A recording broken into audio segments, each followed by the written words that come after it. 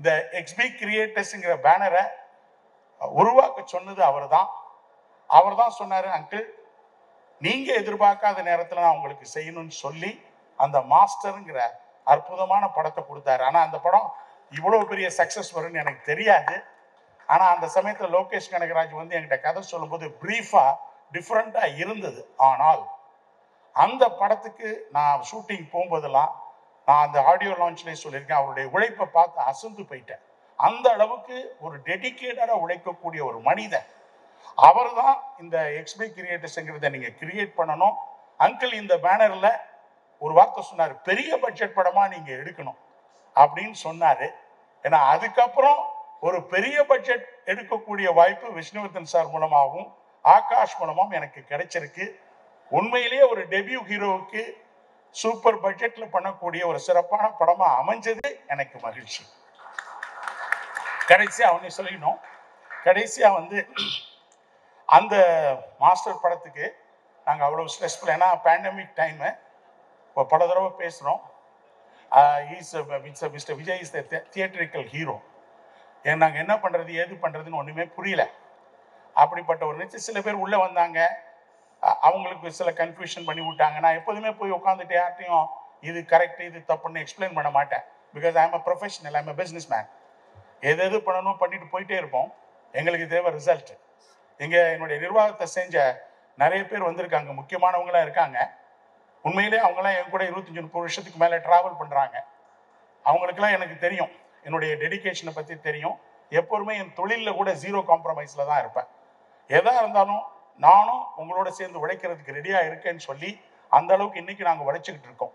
அதனால தான் இந்தியாவில் லாஜிஸ்டிக்ஸில் ஒரு உயரத்தை தொட்டுக்கிட்டு இருக்கோம். இன்னும் தொட வேண்டிய தூரம் இருக்கு. ஏன்னா எதுக்கு சொல்றேன்னா, அந்த பிஸ்னஸ் ஆங்கிளில் நம்ம ப்ரொஃபஷனலாக இருக்கும்போது சில பேர் சில கன்ஃபியூஷனை ஏற்படுத்திட்டு இருக்கும்போது நம்ம போய் யார்கிட்டையும் போய் உட்காந்து இது சரி இது சொல்ல முடியாது. ஏன்னா நான் எப்போதுமே பிலீவ் பண்ணுறது கர்மா ஒர்க்ஸ், அவ்வளோதான். நம்ம செய்ய வேண்டிய தொழிலை பண்ணிட்டு போயிட்டே இருக்கணும். நம்முடைய இன்டென்ஷன்ஸ் மட்டும் கரெக்டாக இருந்தால் எந்த காலத்திலையும் யாரும் எந்த கன்ஃபியூஷன் பண்ணாலும் கண்டிப்பாக கடவுளுடைய அருள் இருக்கும். இன்னைக்கும் எல்லாருக்கும் நான் சொல்றது, நல்ல எண்ணங்கள், நல்ல செயல்கள், நல்ல உண்மையான உறவுகள் அனைத்தையும் நம்ம வச்சிருந்தோம்னா நம்ம கடவுளை தேடி போக வேண்டியதில்லை, கடவுள் நம்ம தேடி வருவாரு. சிவகார்த்திகேயன் சார் வந்திருக்காங்க. அவரை நான் சூப்பர் ஹீரோன்னு தான் சொல்லணும். எந்த அளவுக்கு, ஏன்னா சூப்பர்னா சும்மா ஃபாஸ்ட்டாக முன்னேறுவாங்க. அவருடைய நடிப்பு ரொம்ப பிரமிப்பா இருக்கு. அவர் எப்படி ஆரம்பிச்சாரு, இன்னைக்கு எப்படி இருக்காரு. ஆனா என்னுடைய டாக்டர் வந்து ஒரு கான்கால் எடுக்கிறா, எவ்வளவு நல்லா உயர்ந்துகிட்டு இருக்க ஒரு நல்ல மனிதர் என் கூட கிட்டத்தட்ட 5 மினிட்ஸ் பேசுறாரு. நான் எப்போதுமே சொல்லுவேன், ஒரு மனுஷனுக்கு ஹியூமிலிட்டியும் சிம்பிளிசிட்டி இருந்தா அவன் எந்த உயரத்தையும் தொட்டுடலாம். அந்த அளவுக்கு அவர்கிட்ட நான் பேசும்போதே அவர்கிட்ட இருக்கக்கூடிய அந்த ஒரு சிம்பிளிசிட்டி, ஹியூமிலிட்டியை நான் பார்க்க முடிஞ்சது. சார், இதை நீங்க கடைசி வரைக்கும் எடுத்துட்டு போங்க, நீங்களும் பெரிய உயரத்தை தொடுவீங்க. ரொம்ப தேங்க்ஸ் சார். என்னுடைய டாக்டருக்கு ரொம்ப மகிழ்ச்சி. அவர் விடாம அவங்களை பத்தி சொல்லுவா, அவர் கண்டிப்பா வரணும்னு சொல்லி. நீங்க இன்னைக்கு வந்தது எனக்கு ரொம்ப, we are proud of you. Thank you. அடுத்து விஜய் ஆண்டனி நான் சொல்ல வேண்டிய அவசியம் இல்லை, பெரிய மோட்டிவேஷன் ஸ்பீக்கர்லாம் சொன்னாங்க. ஏன்னா அவர் நல்ல ஒரு நெருங்கிய நண்பர், சொன்ன மாதிரி எங்கள் குடும்பத்தோட நெருங்கிய நண்பர். அதை விட என்னுடைய டாக்டர் ஸ்னேகா பிரிட்டோவுக்கு ரொம்ப ரொம்ப க்ளோஸு. அவங்க அடிக்கடி பேசிக்குவாங்க. விஜய் ஆண்டனி பற்றி ஒரே ஒரு வார்த்தை சொல்லணும்னா, விஜய் ஆண்டனி மீன்ஸ் கான்ஃபிடென்ஸ். அவ்வளோதான், ஒரே வார்த்தை தான். அதாவது அவர்கிட்ட நீங்கள் உட்காந்து பேசினீங்கன்னா எதையுமே முடியாதுன்னு சொல்லவே மாட்டார். சார் முடிச்சிடலாம் சார், அது ஒன்றுமே இல்லை சார், அது சூப்பர் ஹிட்டு சார். இதை தவிர ஒரு நெகட்டிவான ஒரு வேர்ட்ஸ் அவர்கிட்ட கேட்கவே முடியாது. ஒரு நல்ல மனிதர், ஒரு எதுவுமே மனம் விட்டு பேசக்கூடிய ஒரு உண்மையான மனிதர். ரொம்ப தேங்க்ஸ் பிரதர், ரொம்ப தேங்க்ஸ். எனவே நான் எல்லாருமே எல்லாத்தையும் பற்றி பேசுகிறாங்க, நான் நிறைய நேரம் பேச விரும்பலை. சிவகார்த்திகேயன் சார் வந்து பேசணும், மற்றவங்க பேசணும். முக்கியமாக நம்ம இன்னைக்கு வந்து விஷ்ணு சார் வந்தார். இன்ஃபேக்ட் ஏற்கனவே சொன்ன மாதிரி விஷ்ணு சாரை பற்றி நம்ம நிறைய கேள்விப்பட்டிருக்கோம். ஒரு பெரிய டைரக்டர். அப்போது என்னுடைய டாக்டருக்கு வந்து அவங்க ஆகாஷை வந்து அவரை வந்து பெரிய லெவலில் சில டைரக்டர்ஸ்லாம் வந்து பார்த்தாங்க, கதை சொன்னாங்க. பட் அவளுக்கு என்ன இஷ்டம்னா ஒரு பெரிய டைரக்டர், ஒரு ஹீரோவை அழகாக காட்டக்கூடிய டைரக்டர், அற்புதமாக டைரக்ஷன் பண்ணக்கூடிய ஒரு டைரக்டர், அனுபவம் உள்ள ஒரு டைரக்டர் வேணுங்கிற காரணத்துக்காக இவளே வந்து ஆகாஷோட நேராக அவரை போய் பாம்பேல பார்த்து, அப்போதான் அவர் பெரிய சூப்பர் ஹிட் கொடுத்து நேஷனல் அவார்டு எல்லா அவார்டும் வாங்கிட்டு இருந்த டைம் ஷேர்ஷாங்கிற படம் உங்களுக்கு எல்லாருக்கும் தெரியும். முக்கியமாக எனக்கு ஆஃபீஸ் ஆல் ஓவர் இந்தியாவில் இருக்கிறதுனால பாம்பே டெல்லிலாம் போகும்போது இந்த ஷேர்ஷாவை பற்றி அடிக்கடி பேசுவாங்க. அந்த அளவுக்கு ஒரு சிறப்பான படத்தை எடுத்தவரை ஒரு பர்டிகுலர் இடைவெளிக்கு அப்புறம் இவ போய் ரிக்வெஸ்ட் பண்ணி அவரை வந்து நம்ம தமிழ் படத்துக்கு வர வச்சிருக்காங்க. அவரும் வந்த உடனே ஒரு குவாலிட்டியாக படம் பண்ணணுங்கிறதுக்காக ஒரு டைம் எடுத்துக்கிட்டார். ஆனால் நீங்கள் படத்தை பார்த்தீங்கன்னா எதுக்காக இந்த டைம் எடுத்துக்கிட்டாங்க, எந்த அளவுக்கு இந்த பிக்சர் குவாலிட்டியாக வந்திருக்குது என்பதை நீங்கள் நல்லா புரிஞ்சுக்குவீங்க. விஷ்ணு சாரை பற்றி சொல்லணும்னா வெரி கமிட்டட் பர்சன். அதாவது நான் ஃபியூ செட்டில் இருக்கும்போது சில ஷூட்டிங் ஸ்பாட்டுக்கு போயிருக்கேன். நம்மகிட்ட கூட சரியாக பேச மாட்டார். அந்த ஃபோக்கஸ்டு மேன். யார் ஒருத்தர் லைஃப்பில் ரொம்ப ஃபோக்கஸ்டாக இருக்காங்களோ அவங்களுடைய வெற்றியை நம்ம தடுக்கவே முடியாது. அந்த அளவுக்கு அவர் எடுத்துக்கிட்ட அந்த சப்ஜெக்டை ரொம்ப சூப்பராக கமிட்டடாக ஒர்க் பண்ணி அதை அன்னைக்கு நான் படத்தை பார்க்கும்போது இந்த அளவுக்கு வருமானம் நான் எதிர்பார்க்கல. ஆனால் அற்புதமாக கொண்டு வந்திருக்காரு டைரக்டர் சார். ரொம்ப தேங்க்ஸ். நீங்கள் இவ்வளோ தூரம் இடைவெளி விடாமல் தமிழில் இது மாதிரி இன்னும் பெரிய பெரிய ஆளுங்களுக்கெல்லாம் நீங்கள் பிரேக் கொடுத்துருக்கீங்க. தமிழில் இன்னும் நிறைய படங்களை ப்ரொடியூஸ் பண்ணணும், டைரக்ட் பண்ணணும், இன்னும் நல்ல கதைகளை வந்து இந்த தமிழ்நாட்டுக்கு கொடுக்கணும்னு நான் வேண்டிக்கிறேன். அடுத்து இன்னைக்கு நம்முடைய கதாநாயகன் யுவன் சங்கர் ராஜா, அவங்க எப்போ பார்த்தாலும் அவர் சொன்ன மாதிரி ஒரு சிரிப்பு தான். ஏன்னா வாழ்க்கையில் ரெண்டு தான். நம்ம வாழ்க்கையில் நம்ம ஜெயிக்கணும், எதுவுமே பிரச்சனை இல்லாமல் இருக்கணும்னா ஒன்றும் ஸ்மைல் பண்ணணும், இல்லைன்னா சைலண்டாக இருக்கணும். ஸ்மைல் வந்து சால்வ்ஸ் த ப்ராப்ளம், சைலன்ஸ் வந்து அவாய்ட்ஸ் த ப்ராப்ளம். அதனால் இது ரெண்டுமே நான் அவர்கிட்ட பார்த்துருக்கேன், சைலண்ட் அண்ட் ஸ்மைல். ஏன்னா யார் ஒருத்தர் இது ரெண்டும் வச்சுருக்காங்களோ they are emotionally and physically strong. அந்த விதத்தில் நான் அவரை துபாயில் பார்க்கும்போது சரி, சென்னையில் பார்க்கும்போது சரி, நான் எப்போதுமே அவரை பார்க்கும்போது நினைப்பேன், இந்த மனுஷனுக்குள்ளே இவ்வளவு டேலண்ட் இருக்கா அப்படின்னு நினைப்பேன். அந்த அளவுக்கு ஒரு ஹைலி டேலண்டட் பர்சன். எப்படி தான் இந்த மாதிரி அழகான மியூசிக் கொடுக்குறாருன்னு தெரியல. இதெல்லாம் காட்ஸ் கிஃப்ட், யாருமே அதை ஸ்டாப் பண்ண முடியாது. அந்த அளவுக்கு இந்த படத்தில் பார்த்தீங்கன்னா ஒவ்வொரு பாட்டையும், அதோட இந்த பேக்ரவுண்ட் ஸ்கோர் கூட பார்த்தீங்கன்னா இன்னைக்கு படம் பார்த்தேன், ரொம்ப சூப்பராக வந்திருக்கு சார். உண்மையிலே நீங்கள் வந்து ஒரு தடவை எனக்கு மெசேஜ் அனுப்புனீங்க, கொஞ்சம் டிலே ஆகும் ஏன்னா இந்த கதையை பார்த்தேன், இந்த படத்தை பார்த்தேன், ஆனால் நான் ரொம்ப இன்ஸ்பயர் ஆயிட்டேன், அதனால இன்னும் நல்ல பாடல்களை கொடுக்கணும்னு சொன்னா இருப்பாருங்க. அப்பயே இந்த படம் வெற்றி அடைஞ்சிருச்சு. அந்த அளவுக்கு யுவன் சங்கர் ராஜா இம்ப்ரெஸ் ஆகி ரொம்ப அற்புதமான பாடல்களை கொடுத்துருக்காரு. அவருக்கு ரொம்ப நன்றி. அடுத்து வந்து இந்த இதில் வந்து பார்த்தீங்கன்னா நம்ம ஸ்னேகா பிரிட்டோ சொல்லணும். அவன் இந்த எனக்கு வந்து வாழ்க்கையில் வந்து நான் MBA பண்ணியிருக்கேன், எல்லாம் பண்ணியிருக்கேன், பல போஸ்ட் கிராஜுவேஷன் பண்ணியிருக்கிறேன். ஆனால் என்னுடைய பிஸ்னஸ் ரன் பண்ணுறதுக்கு கூட நான் இவ்வளவு டென்ஷன் ஆனதில்லை. ஆனால் எப்போதுமே ஸ்னேகா நான் டென்ஷனாக தான் பார்ப்பேன், வெரி ஸ்ட்ரெஸ்ஃபுல்லாக இருப்பா. ஏன்னா அவளுக்கு என்னென்னா எப்படியாவது இந்த படத்தை நல்லபடியாக வரணும், ஜெயிக்கணுங்கிற ஒரு வேகம். ஏன்னா 3 MBA கொடுக்க முடியாத ஒரு அனுபவத்தை ஸ்னேகா வந்து இந்த ஒரு படத்தில் பெற்றிருக்கிறாங்கிறத நான் பார்த்தேன். நான் அந்த அளவுக்கு organisation skill, managerial skill, execution skill, operational skill, எல்லா ஸ்கில்லையும் அவள் கற்றுக்கிட்டாங்கிறது தான் இந்த படத்தில் எனக்கு ரொம்ப மகிழ்ச்சி. Sneha, you are in for business.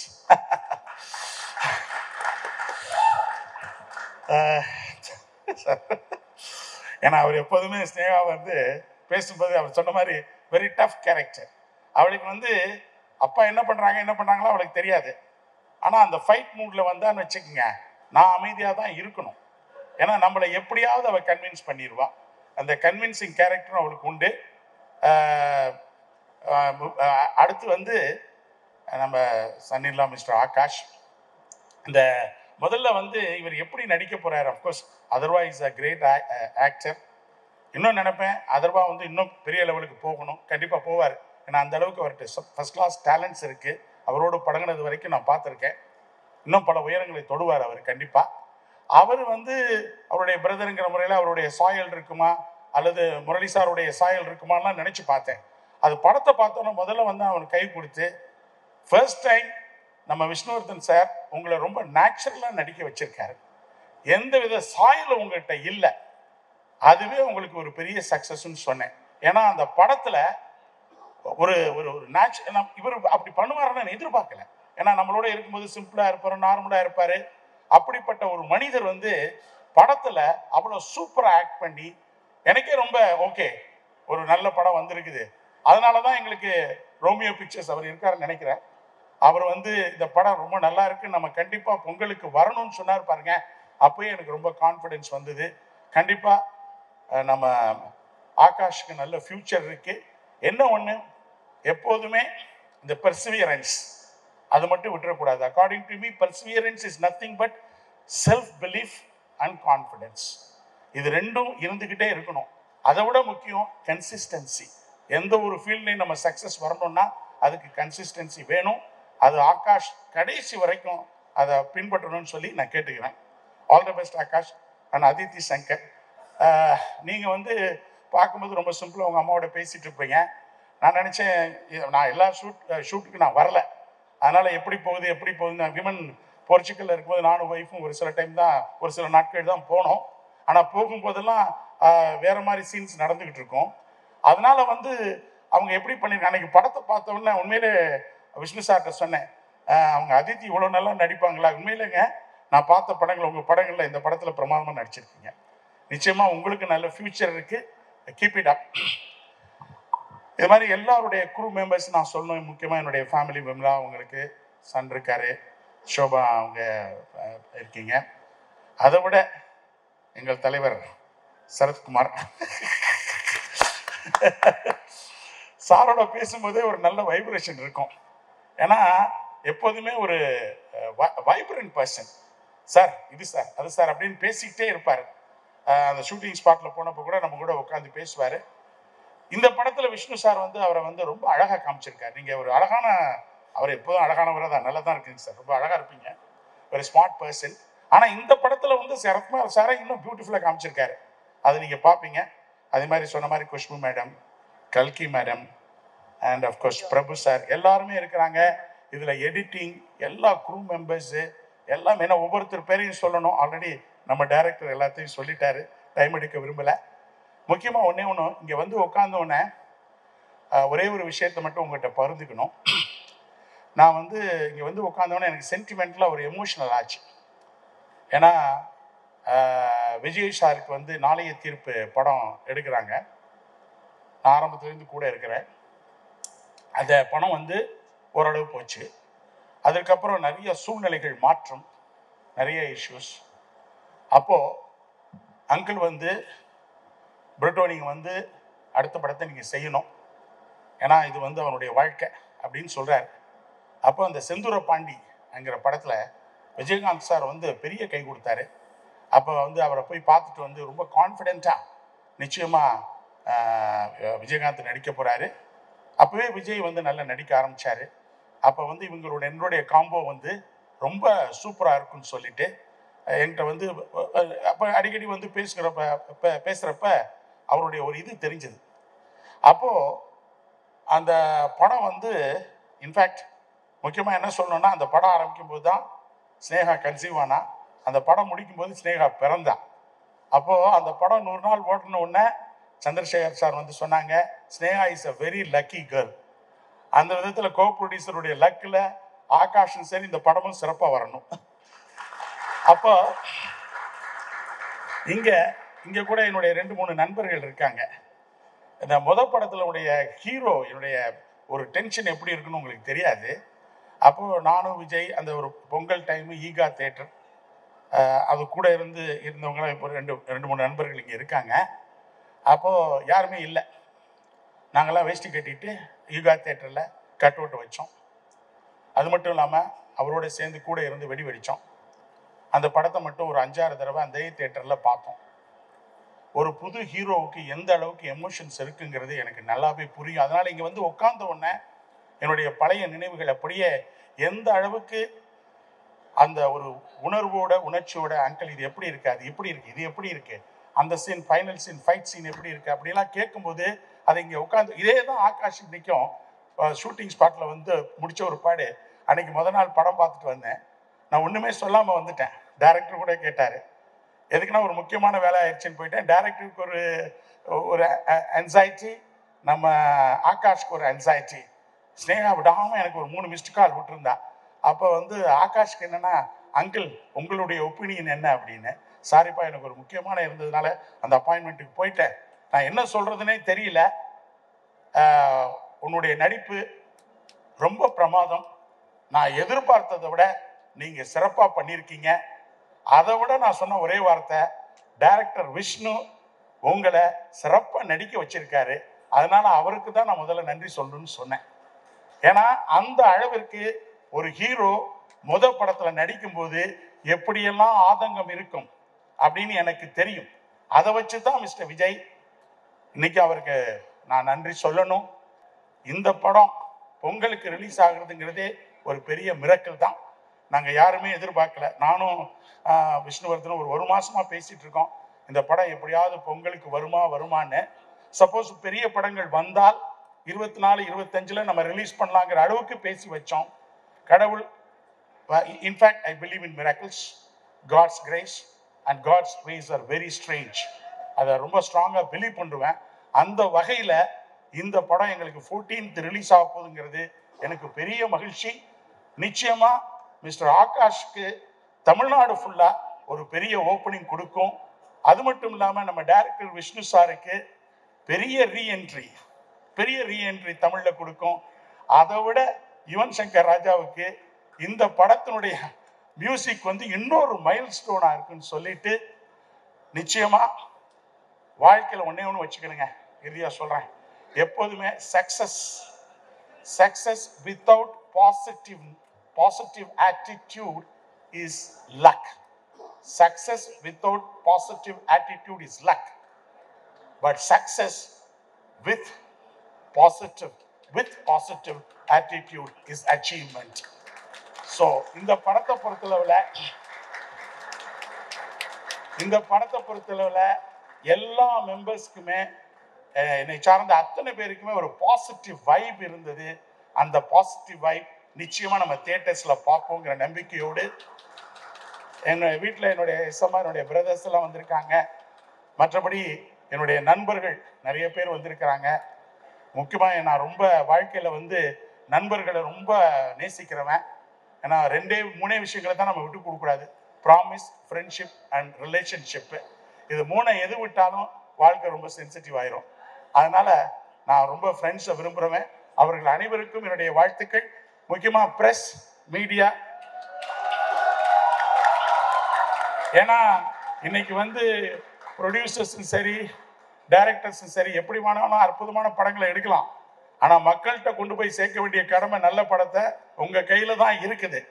ஒரு ஹீரோ சூப்பர் ஹீரோ ஆகுறது, சூப்பர் ஸ்டார் ஆகிறது எல்லாமே எல்லா மீடியா கையிலையும் ப்ரெஸ் அவங்க கையில் தான் இருக்கு. நிச்சயமா ஆகாஷ்னுடைய வளர்ச்சியில இன்னைக்கு தான் அவர் பிள்ளையார் சொல்லி போடுறாரு. அவருடைய வளர்ச்சியில நிச்சயமா நீங்க பாசிட்டிவா பங்கேற்பீங்கன்னு நினைக்கிறேன். நிச்சயமா அவர் நல்லா வரும்பொழுது எல்லாருக்குமே ஒரு மகிழ்ச்சி. ஏன்னா இன்னைக்கு வந்து திரை உலகம் நல்ல ப்ரொடியூசர்ஸை எதிர்பார்த்து இருக்குது. ஏன்னா ரிப்போர்ட்ல பாத்தீங்கன்னா இப்ப வந்திருக்காங்க 441 படங்கள்ல 18 படங்கள் தான் சக்சஸ் ஆயிருக்கு. அப்ப நிறைய படங்கள் சக்சஸ் பண்ணணும்னா நல்ல ப்ரொடியூசர் வரணும். நல்ல ப்ரொடியூசர்ஸ் வரணும்னா உங்களை மாதிரி பிரஸும் மீடியாவும் மக்கள்கிட்ட போய் நிறைய சேர்க்கணும்னு வேண்டிக்கிட்டு என் நன்றியை சொல்லிக்கிறேன். Thanks. Thank you so much.